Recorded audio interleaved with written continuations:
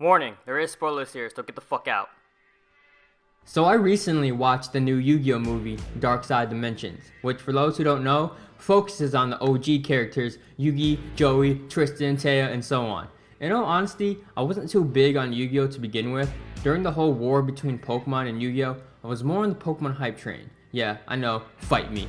But back then I did watch a good amount of Yu-Gi-Oh randomly on TV. If it was on, then it was on. I did collect the cards, but that phase was very short-lived and I never bothered learning how to play. Nonetheless, Yu-Gi-Oh is still part of my childhood, so watching this new movie gave me a fair amount of nostalgia. Seeing all the old characters again was pretty cool, but of course, out of all of them, one person stood out. SETO fucking KAIBA. Oh, I'm about to be triggered.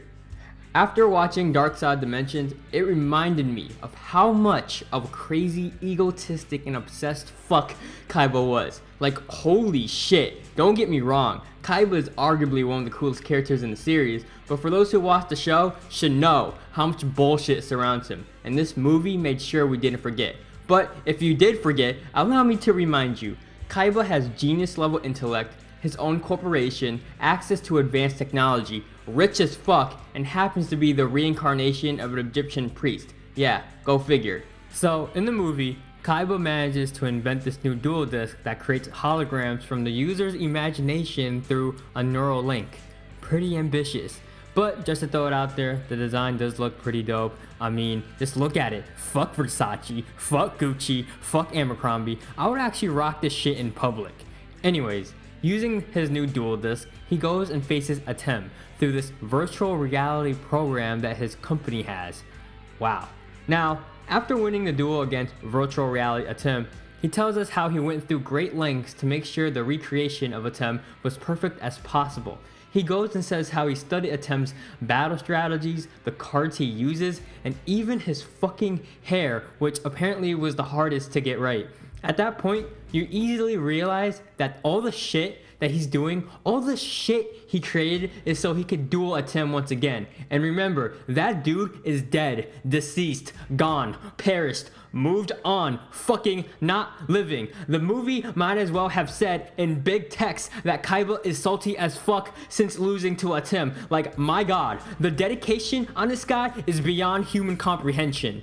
I'm sorry, Kaiba, but you're fucking weird. Now, that's just the tip of the iceberg. During his duel with Agami, it looks like Kaiba was on the verge of losing, and we all know Kaiba hates losing. Like, God forbid Kaiba loses, because we all know that Kaiba will hunt you down so he can give you an L. It doesn't matter if you're on the other side of the world, in a different universe, taking a shit in your bathroom, or fucking dead. He will find you and he will duel you. He will not stop until your ass is in the fucking Shadow Realm. Like, fuck me, I would hate to see how he would handle losing in a simple game of rock, paper, scissors. So Kaiba is screaming, he's shouting, he's getting all desperate and shit. At this point, I'm thinking this dude is about to throw hands now because he's all like, fuck this game. Now, speaking of games, every game has its rules. Every card game has its rules. Like how many cards you can have in a deck and how many of each card you can have in a deck. And if I remember correctly, in Yu-Gi-Oh, it's 40 cards in a deck. And if I'm wrong, suck my deck. See what I did there? No? Anyways, after Kaiba declares that he will not lose, he goes and pulls that fucking Obelisk the Tormentor from the fucking ground. Not from his deck, not from his suitcase, not from a fucking binder that we all probably used when we collected cards, but from the fucking ground. Now, I suck at math, but I'm pretty sure one extra card plus a deck of 40 is 41. That's over the deck limit, you cheating piece of shit. Fuck the rules, right? And don't get me started on the fact that the Egyptian god cards left with Atem when he went to the afterlife. Yeah, despite not watching every episode, I did skip all the way to the last few episodes just so I could see how it all ends.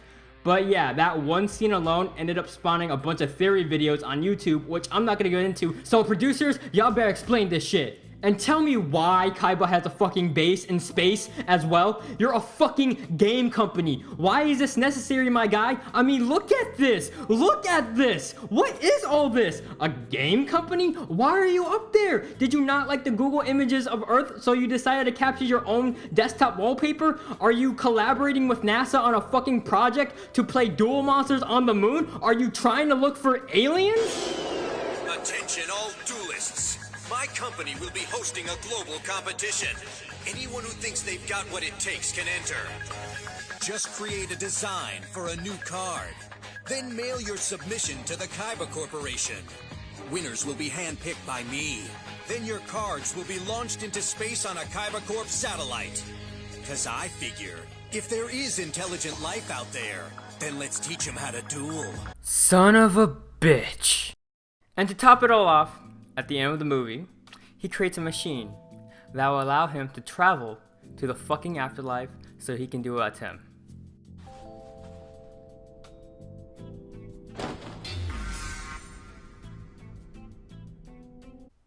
Hold up!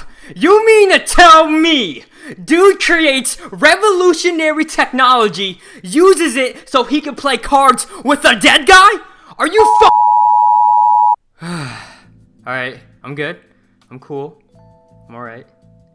But okay, with that said, despite Kaiba being the embodiment of all that is crazy and insane, he's still a cool dude.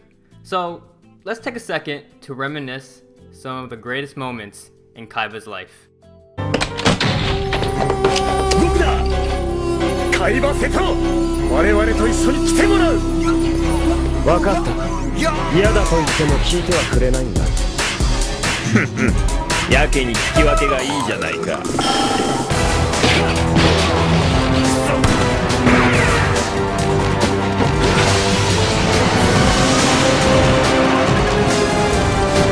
Somehow, Kaiba was able to change the future by summoning his blue-eyes white dragon to me. What's going on here? What are you two doing in this car? What do you think we're doing? We're buying it. What? Time to play games, young man. I think this should cover it. Keep the change. Get back here. And look at the sweet prize I won.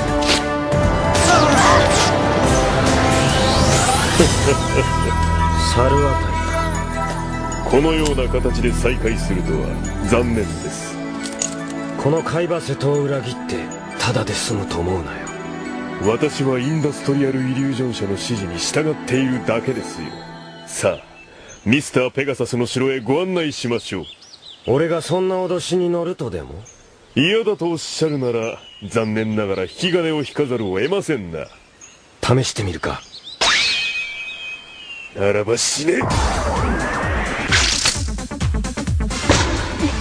何カードが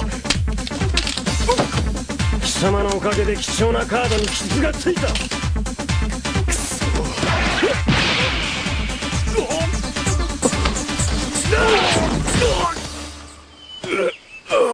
Amazing.